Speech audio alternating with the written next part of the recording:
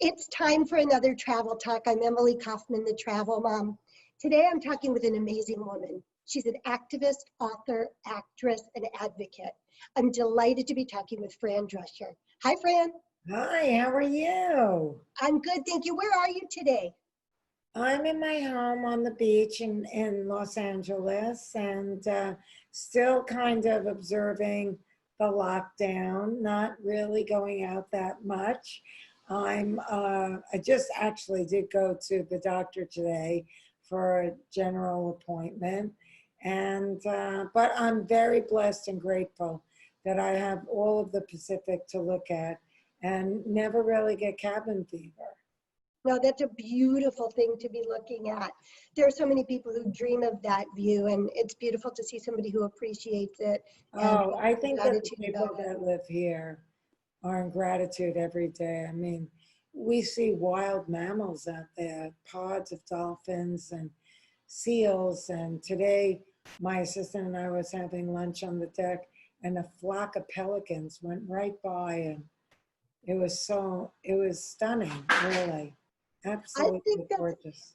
that is one of the gifts that travel gives to people, or is to be able to have those types of experiences. When you grew up in New York, when you were a young girl, do you remember taking vacations anywhere?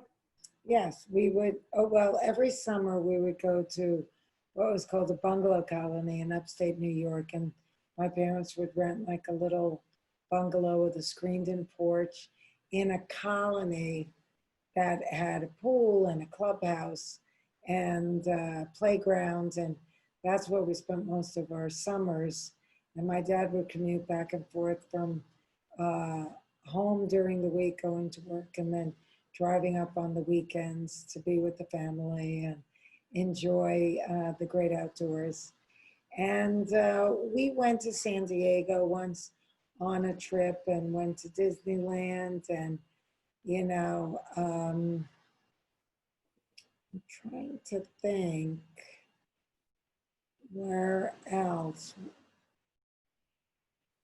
I I don't gotta really. imagine you did a Florida trip being from New York. Did you guys ever visit? Well, I did Florida when I was a teenager, Right. and it wasn't really with my. I went once with my grandmother, and we went together to Florida, and um, we went to Puerto Rico as a family and stayed at a nice hotel, and they had a gambling casino, and my dad likes to gamble. And I kind of fell in love with the water ski instructor, and yeah, those were good times, really very special. It's nice to travel as a family and experience something new. I always had ambitions and desires to go to Europe, to live a European life, to experience what that is, to learn a second language and I did take Spanish in school, but, like to speak French or Italian seems so romantic to me. And both of those nations seemed so appealing to me. I always wanted to go to both. Of course, I've been many times, and recently I discovered Portugal, which I'm madly in love with and can't wait to go back. I keep looking at booking, like private luxury rental properties for vacations, both in Portugal and in Paris. And I don't know if it'll ever come to fruition, but I can dream, can't I?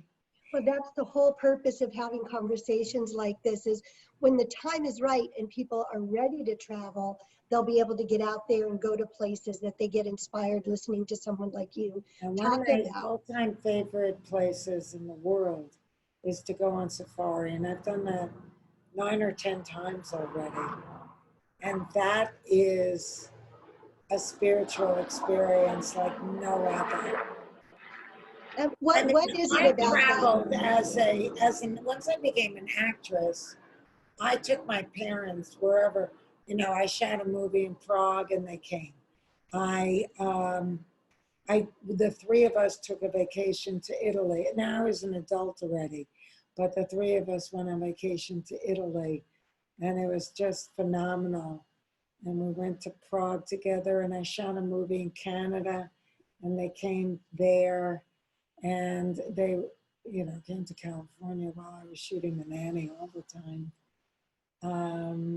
We went to Mexico, which was really gorgeous and special and exotic and fresh fruit and beautiful mariachi music and swaying palm trees.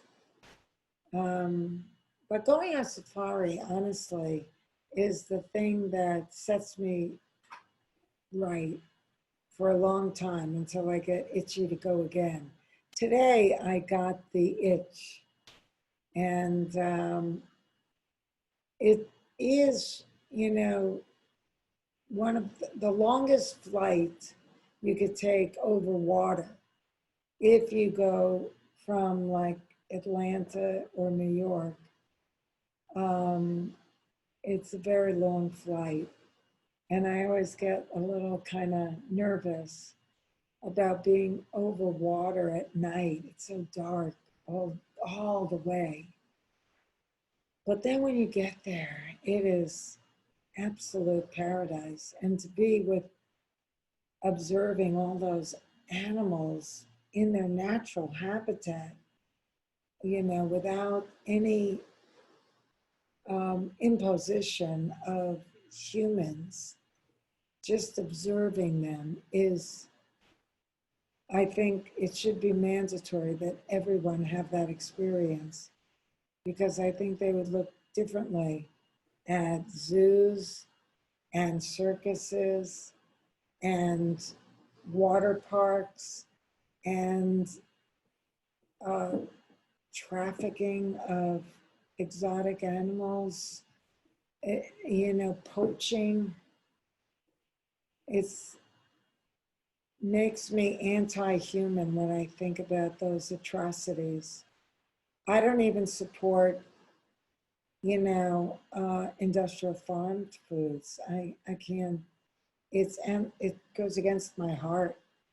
I'm not a vegan or anything, but I'll only eat an animal that's lived a life that was respected and like a wildlife. That's the only way. Fran, So, I've always been so inspired by you, and I had so much admiration because when you believe in something, you become incredibly passionate about it. Can you talk a little bit about what you've been working on throughout this pandemic time? Because I follow on Instagram and I know that you've been sharing some health advice. well, I founded the organization Cancer Schmancer about a year or two after my own cancer survival. And we have been moving towards where we are now, which has really crystallized our place in the health space, which is to shed light on causation and why we get sick and what we can do about it to reduce our risk or reverse our symptoms should we already be sick or get sick. And this is something that is not normally talked about because there's a great deal of money in big pharma and in sickness in general. So it's almost like everybody forgot that this is not the way we're supposed to be, that we could be much healthier than we are.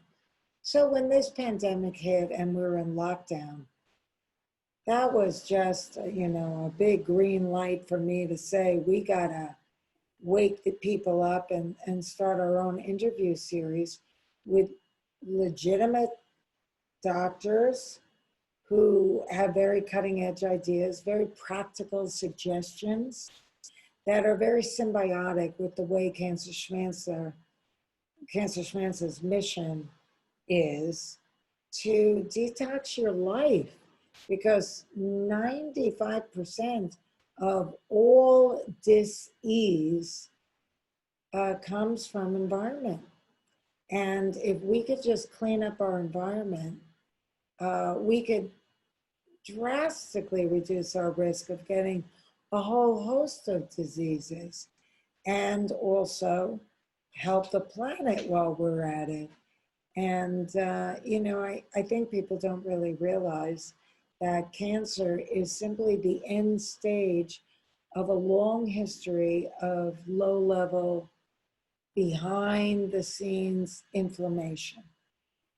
And we're getting used to not being 100%, and we don't even recognize it as not being 100% anymore because the mean of what's acceptable is so low.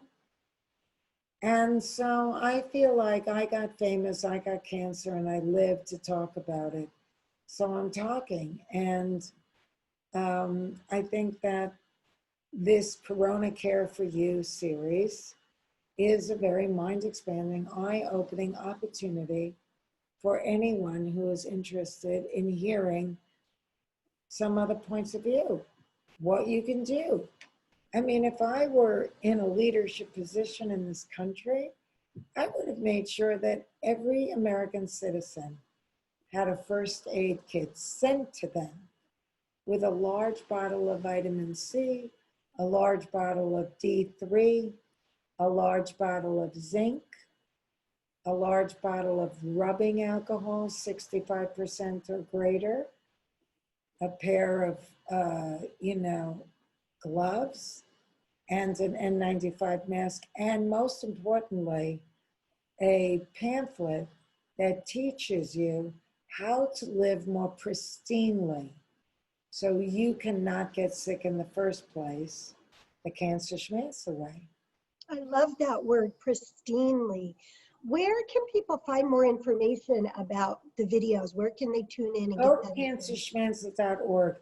During this time, we have put everything up for free, including our Edu series, which is our masterclass that we hold here in Los Angeles at the Dorothy Chandler, and then we edit it into 2 episodes, 2 segments of doctors speaking each day, and it runs for like a week. But now you can just click on any doctor you want to hear. That's on the Edu series. We also have a fantastic education video starring Jamie Foxx and myself, Jeff Bridges, and a bunch of kids targeting tweens and teens on how they can be the change, how they could start understanding that, drinking cola is not helping anybody but the cola companies. And as we watch kids get more and more lethargic and more obese and pre-diabetic, the jig is up. The emperor has no clothes. Right. We have to wake up, shake up, educate, and motivate people into changing for themselves. We can't wait for Big Brother to decide, oh, it's time for regulation. No. Use your common sense. That's what they're trying to dumb you down from. And just keep it clean and mean. And keep manufacturers honest. Because right now, anything goes. And, as long as the consumer is willing to buy anything, there's no incentive to make it particularly healthy. But Thank you it's all about supply and demand. You don't need to wait for regulation. I agree with you. I agree, and I'm glad that you've created that platform that everybody can follow along with. Let's bring it back to travel for one last question. Sure, I love travel. When the time is right, wanderlust. I have it too. And there's so much I enjoy about it, whether it's just being an observer like you talked about, or immersing myself in a different culture. When the time is right and it's safe to travel again, where's someplace you would like to go right away? Well, I definitely, there's like, I have a lot of friends in London that I miss terribly, and godchildren, some of who I haven't even met yet. I want to go there. I want to go back to Paris. I absolutely love Paris. I miss it. I actually have booked a gorgeous apartment near the Eiffel Tower with views out of two terraces and windows everywhere. I don't know if I'm ever going to use it, but they have a very good cancellation policy under the circumstances. So I decided to book it. I absolutely adore Italy. I think it is God's country. Any place that small that comes up with such great music and art and architecture and And food. and wine is a-okay with me. I never get tired of that. And I have a lot of friends in Rome, but I wouldn't stay in Rome. I'd hit the road, which I've done before, taken road trips in Italia, and man, it is incredible. And Portugal is like my new favorite country, and a place that I could even see myself retiring in because, first of all, the people could not be sweeter, and they all speak English. And the whole country reminds me of California in terms of its long and thin with an ocean on one side. It's the most Western European city, Lisbon. So it's 6.5 hours door to door to New York. Yes. And so the topography is very much like California, as is the weather. In the north, it's cooler, like in San Francisco, and wetter. And in the south, it's warmer, like LA and San Diego, and beautiful. There are mountains, there is ocean everywhere, palm trees. It's gorgeous. The food is incredible. The seafood is phenomenal. It's an agricultural country that's all organic. They haven't screwed up their food system like we have here.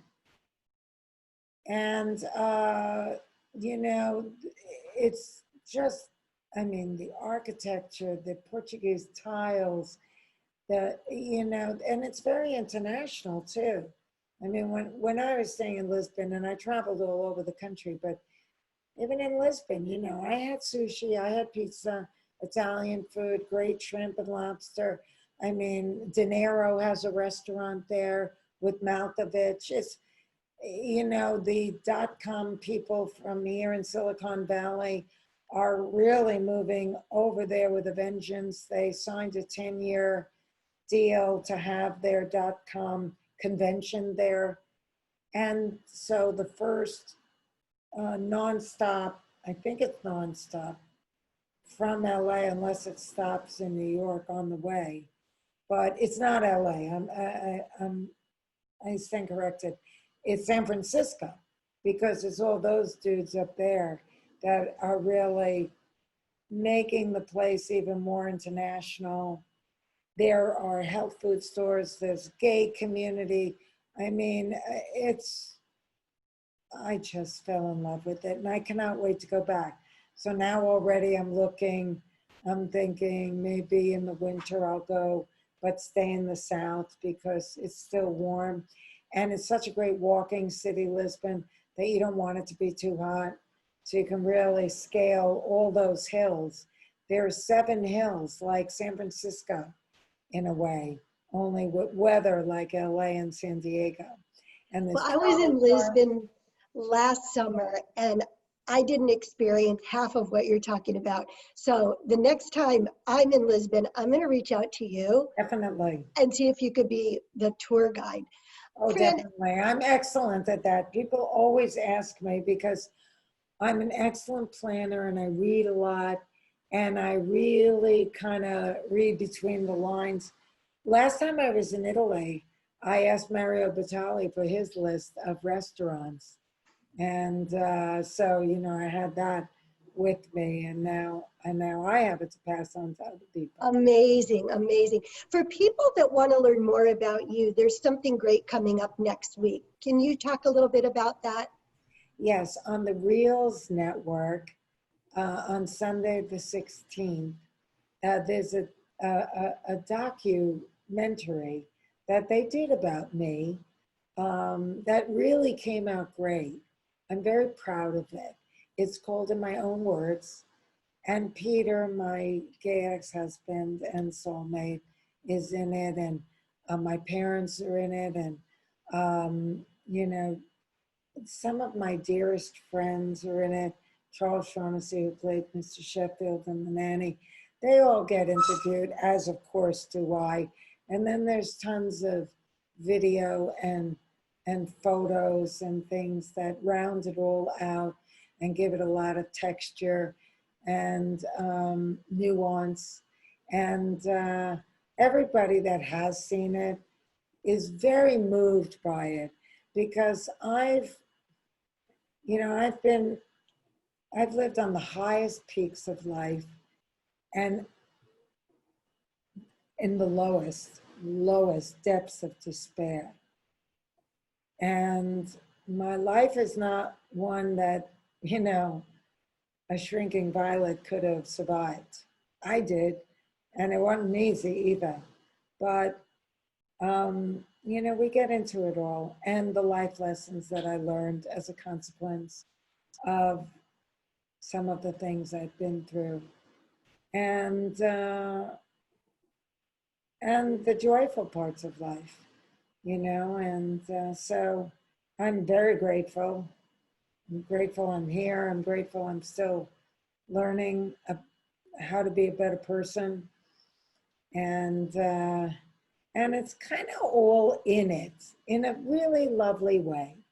So, if your audience has the inclination to go to Reels Network on, I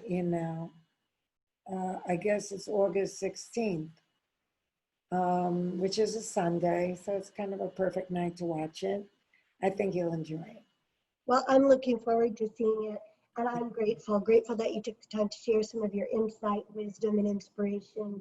And I look forward to traveling again soon, and hopefully somewhere along the way traveling with you. Where are you going to go next? This is a hard question because there's so many places. My daughter is supposed to be getting married in October. Oh, and we've decided, instead of making a great big wedding in Los Angeles, we're going to do something destination in Jamaica when the time is right. So I'm looking forward to that one. Oh, that's great. So, That's great. Jamaica is one of the only islands I've ever visited where I didn't get some weird sickness. they do it right in Jamaica. That's They for sure. really do. They do it right, Mom. So, I was thank you actually so- on the phone with friends in Jamaica yesterday, and I have a girlfriend that's opening a spa in Jamaica too. So it's a great island, and It is good luck. wonderful. It'll be a Thank you wonderful so weekend. much, Fran. I'm happy I got the chance to get to know you a little bit. Ditto, ditto. And keep on traveling and be safe. And go to cancerschmancer.org and learn how you can get healthier. Because if you take care of your immune system will take care of you. Absolutely. Thank you. Peace.